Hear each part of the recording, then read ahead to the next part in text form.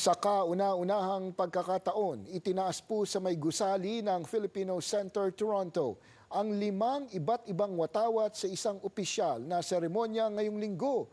Pero bakit nga ba espesyal ang symbolic event na ito? Narito ang report ni Teresa Redula.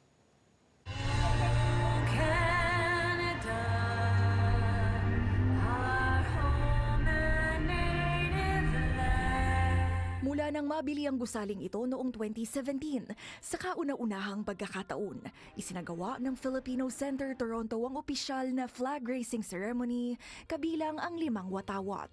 Unang itinaas ang Canadian flag na sinunda ng mga watawat ng Ontario at City of Toronto.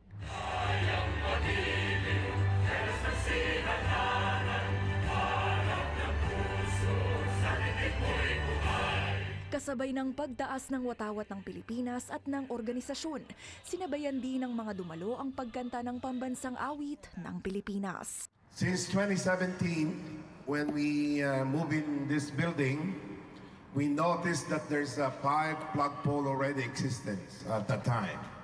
And it's never been in use. Ayon sa FCT, hindi lamang simpleng pagtataas ng mga bandila ang pagtitipong ito ngayong araw ng linggo. Makulimlim man ang panahon, anila sa pagtaas ng bawat watawat, sama-sama ring binibigyang pugay ng komunidad ang kasaysayan na kinakatawan ng mga bandila at ang mga kultura na pinagkakaisa ang syudad. It's like honoring and respecting the country that we're living in and the country that we came from, the Philippines. And we want to be part of Canada, but we never forget our heritage back home. The Ontario provincial flag reminds us of the province that supports and sustains our growth. The Toronto flag symbolizes the city that welcomed us and gave us a place to live.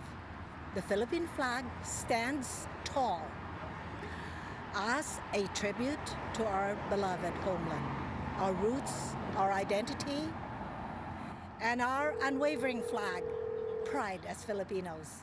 Finally, the Filipino Toronto flag reflects the unity, gratitude, and collective strength of our community. Dinaluhan din ang symbolic event na ito ng ilang politiko, kabilang ang ilang members of parliament, members of provincial parliament, konsehal at mga opisyal. Ngayong taon lang din ipinagdiwang ng Filipino Center Toronto ang kanilang 25th anniversary.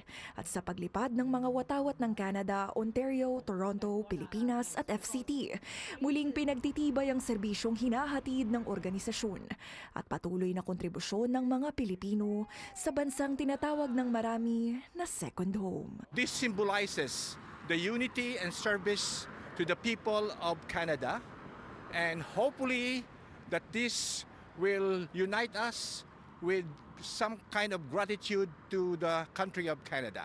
As we raise our flags high, let us also raise our hopes for a brighter and stronger future. May this ceremony inspire us to keep building bridges of understanding, compassion, and unity within our diverse Canadian society. Teresa Redula, Omni News, Toronto.